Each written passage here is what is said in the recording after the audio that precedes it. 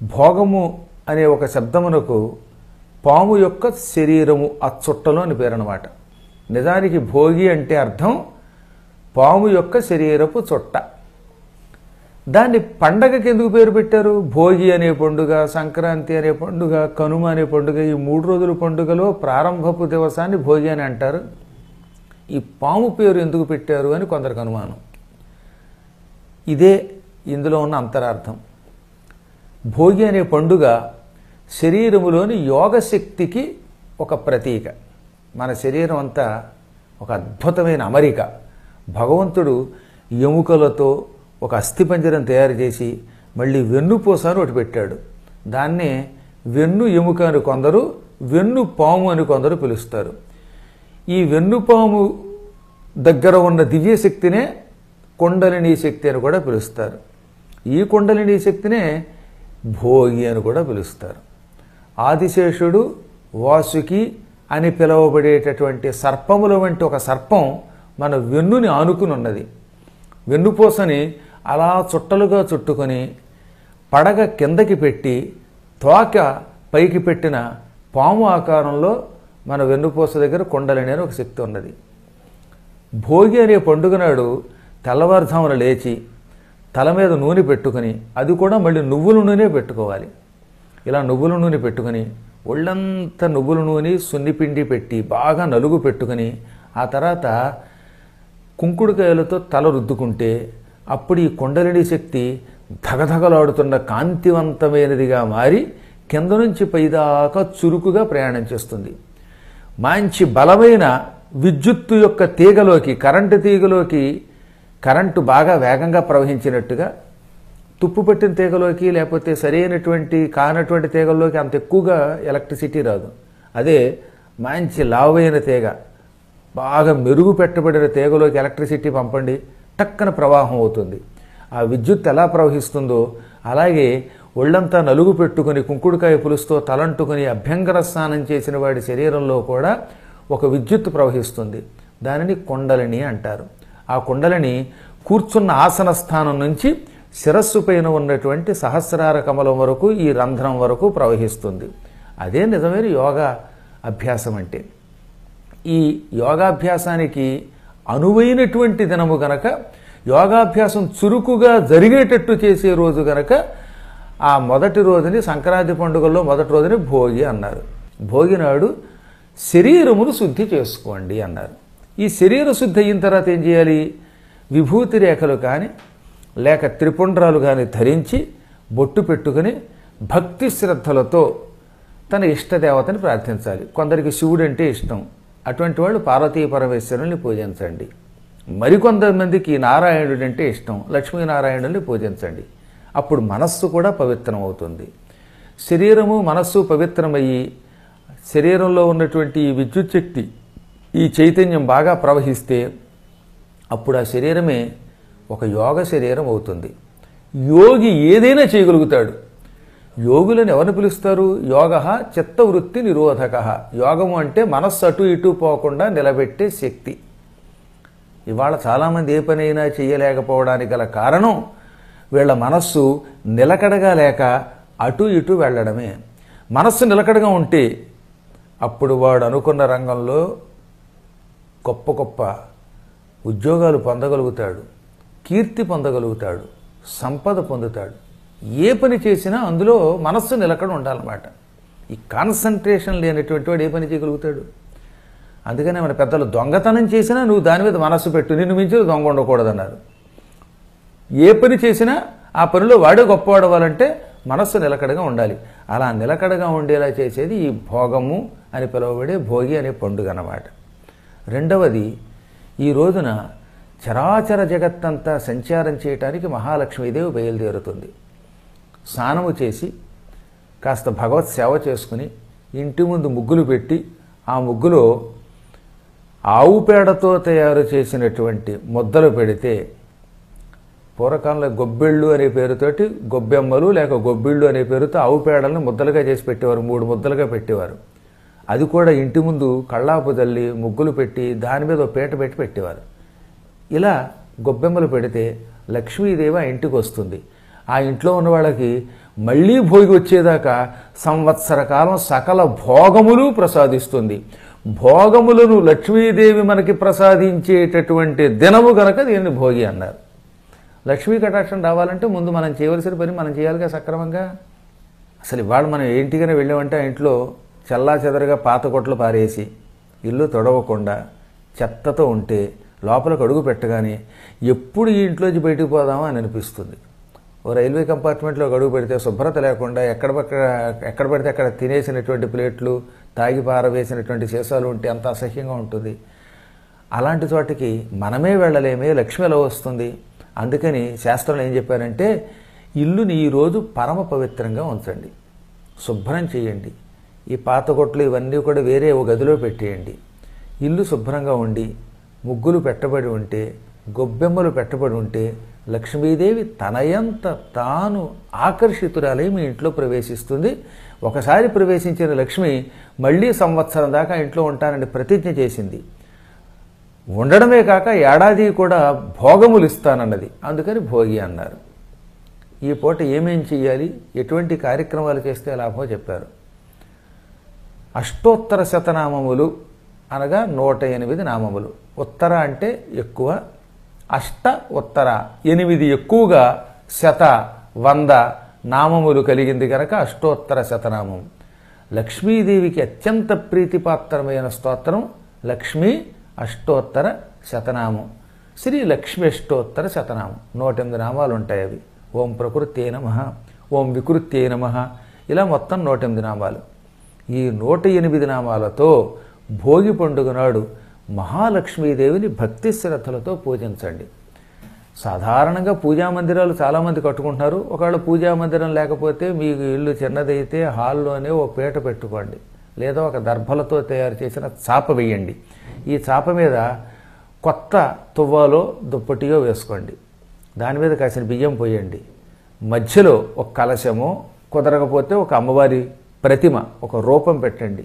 చిన్నో చెతుకో లక్ష్మీదేవి యొక్క ఒక రూపం బంగారం, వెండి, రాగి మొదలైన వాటిల్లో ఏదో ఒక దానితో పెట్టండి. అవి కూడా లేకపోతే లక్ష్మీదేవి యొక్క ఒక పటం పెట్టండి. అమ్మవారికి ఎదురుగుండా కూర్చుని కుంకుమని ఎదురుగుండా పళ్ళెంలో వేస్తూ ఈ అష్టోత్తర శతనామ పారాయణ చేయండి. లక్ష్మీదేవి యొక్క అష్టోత్తర శతనామములను భక్తి శ్రద్ధలతో చదువుతూ కుంకుమతో పూజ చేస్తే ముందు భార్యాభర్తల మధ్యలో ఐకమత్యం వస్తుంది. కలియుగంలో ఎక్కువ భాగమట దంపతుల మధ్యలో కీచులాట్లు ఉంటాయి అని వ్యాసుడు ఎప్పుడో చెప్పాడు. కలియుగంలో ఎంతటి ఆదర్శ దంపతులైనా ఏదో ఒక సమయంలో తరచుగా కీచులాడుకుంటూనే ఉంటారు, కొట్టుకుంటూనే ఉంటారు. ధనార్థంచ, కొందరు డబ్బు కోసం కొట్టుకుంటారు. భర్తకి సరైన ఉద్యోగం లేకపోతే భార్య గయ్యం అంటుందిట. లేదా డబ్బు ఉంటే ఏమవుతుంది, వస్త్రార్థంచ, ఎన్ని బట్టలున్నా వెళ్ళి కొత్తవి కొనాలి అని కీచులాడుకుంటారట. లేదా గృహార్థంచ, ఇంటి కోసం కొట్టుకుంటారు కొంతమంది. ఇవన్నీ బాగా ఉంటే అనవసరంగా బయటి వాటి ప్రసంగాలు తెచ్చుకొని ఎవరి గురించో ఏ వస్తువు గురించో కూడా తగాదా పడతారు.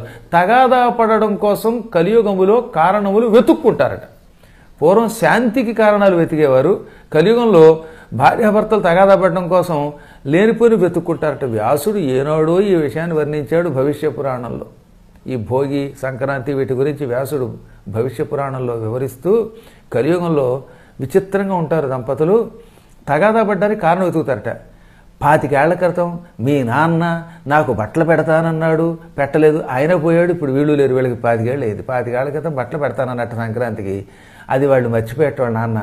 అది ఇప్పుడు తీసుకుని భర్త గారు భార్యను తెప్పుతాట. అప్పుడు భార్య ఏమంటుంది, మీ అమ్మ నాకు 30 ఏళ్ల క్రితం గొలుసు పెడతానంది, ఆ గొలుసు తీసుకెళ్ళి బచ్చలి పులుసు చేసుకుంది అని ఈవిడి తెప్పుతుందిట. ఇలా ఏదో ఒక కారణం కెలుక్కుని తగాదా పడతారు. ఈ భయంకరమైన తగాదాల నుంచి బయటపడడానికి కూడా ఈ అర్చన చెయ్యాలి.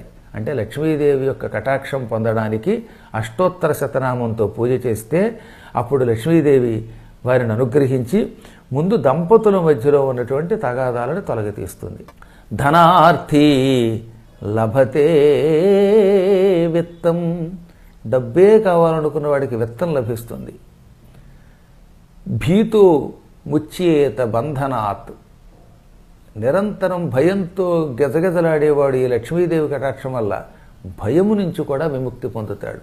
ఒకటేమిటి, అనేక శుభ ఫలితాలని ఈ భోగి అనే పండుగ మనకిస్తుంది. ఈ చరాచర జగత్తంతా గోవు మీద ఆధారపడి ఉంది. అందుకనే మన పెద్దలు గోవు కంటే గొప్ప దేవత మరొకటి లేదు అన్నారు. పూర్వకాలంలో జమదగ్ని అని ఒక మహర్షి ఉండేవాడు. ఆయన భార్య పేరు రేణుక. వీరి కుమారులే పరశురాముడు మొదలైనవాడు. పరశురాముడు అందరికంటే చివరివాడు. జమదగ్ని మహర్షి చాలా గొప్పవాడు, మహాతపస్యాలి. కొన్ని వేల సంవత్సరాలు తపస్సు చేసినవాడు. తేడా వస్తే కోపంతో కూడా ఏదైనా శాపం పెట్టి ఇతరులను భ్రష్టులు చేయగలడు. ఆయన ప్రారంభావస్థలో దారిద్ర్యం అనుభవించాడు, చాలా కాలం దారిద్ర్యం అనుభవించాడు. తపస్సు చేసేవాడు, భార్యకి కనీసం ఓ చీర కొనిపెట్టలేకపోయేవాట. ఆయనకంటే కోరికల్లో ముక్తి కోసమని తపస్సు చేశాడు లేండి మహానుభావుడు. కానీ ఎటువంటి వాడికైనా ఇంట్లో భార్య బాధపడుతూ ఉంటే జాలి కలుగుతుంది. ఒకనాడు ఆయన పొద్దుటే లేచి స్నానం చేసి దర్భలు వేసుకొని జపం మొదలుపెట్టాడు. సరిగ్గా అలా జపం మొదలుపెట్టాడో లేదో భార్య అక్కడికి ఆయన దగ్గరికి వచ్చింది. జపం చేసేటటువంటి వాళ్ళకి పంచపాత్ర, ఉద్ధరిణి ఇవన్నీ కూడా భార్యలు పూర్వం అక్కడ ఏర్పాటు చేసేవారు. భార్య ఈ జమదగ్ని కోసం ఈ పూజా సామగ్రి తెచ్చింది. అప్పుడు మొదటిసారిగా ఆయన భార్యను ఎగాదిగా చూశాడు. చిరిగిపోయిన నార వస్త్రం కట్టుకుంది ఆవిడ.